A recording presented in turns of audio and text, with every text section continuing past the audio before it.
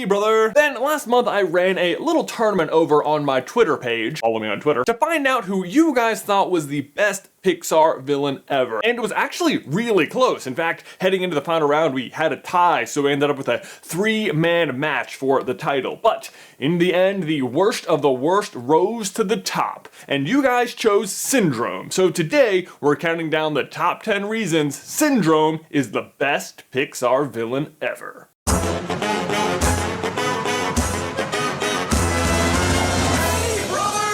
Okay, so before we begin, let me just say that making this list was kind of unusual because it was like celebrating what is typically a really bad thing. So just bear in mind that no matter how enthusiastic I might be, I'm not suggesting that these are good things, just things that make Syndrome stand out as such a great bad guy. And with that in mind, let's dive in. Number 10. He's actually a villain. This one might actually only make sense on a Pixar specific list, just because Pixar is so good at making movies without villains. Sure, there are plenty of great antagonists like Darla or Sid or Anton Ego, but none of these characters are actually evil. And then some Pixar movies don't even have antagonists, just obstacles for the characters to overcome, like Inside Out or Finding Dory. And don't get me wrong, those are great movies, but everyone knows any superhero movie is only as good as its villain, and Syndrome is awesome. He's evil for the sake of being evil, which is the case with a lot of villains,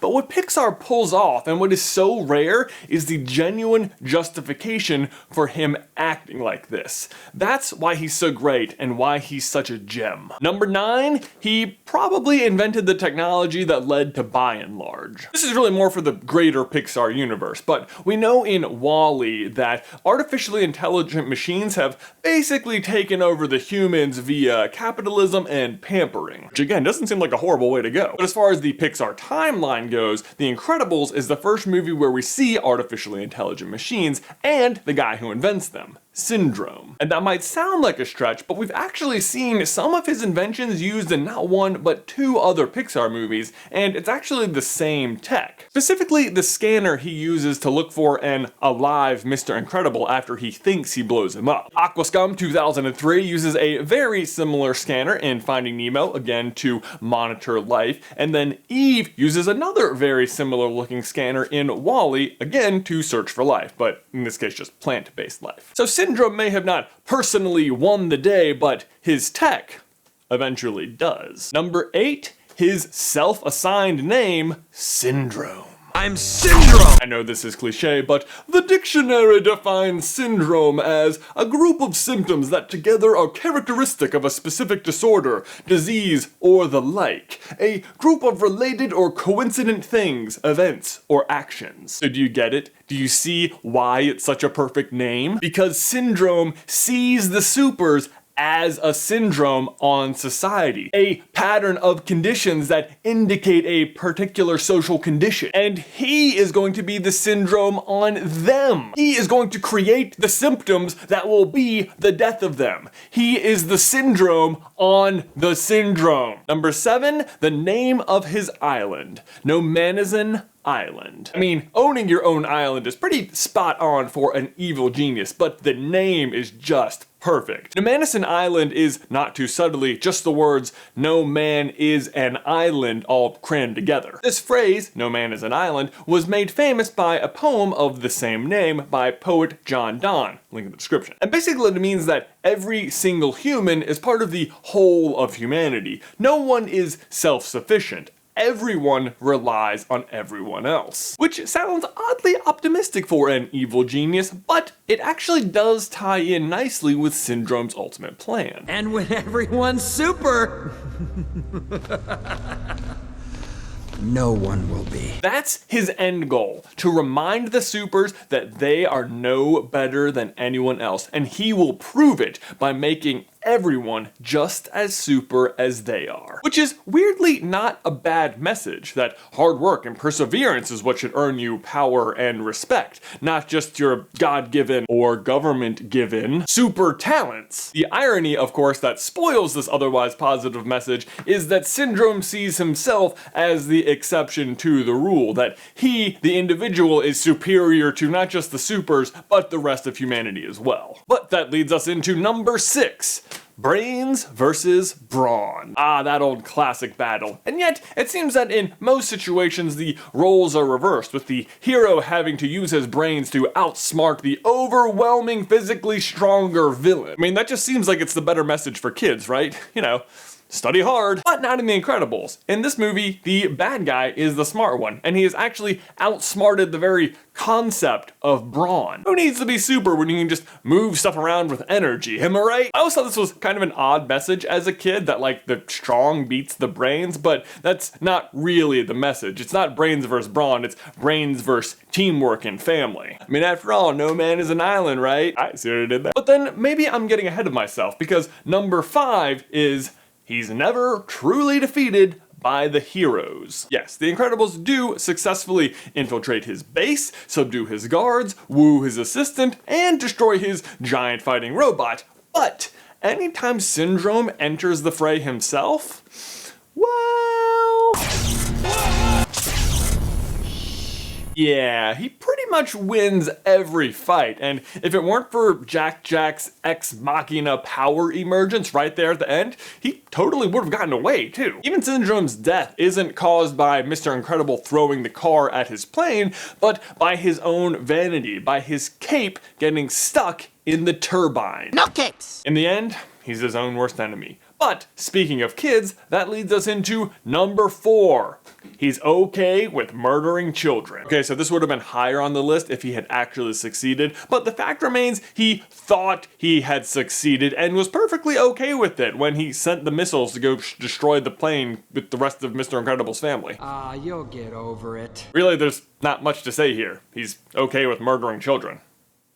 Next. Number 3, his overwhelming sense of grandeur. As awful as Syndrome is, you've got to love his style and his bravado. For example, as I said before, he owns his own island. And everything about that island is just an extension of his personality and his overall plan. That is, his plan to overcome what is naturally powerful with technology. And on his island, that means overcoming the most powerful force of all: nature. He has levers that control the waterfall, he has a ship that can conquer air and sea, he hides his giant computer behind a wall of lava, and not the good lava either. Someone to lava. Man, Pixar really likes volcanoes.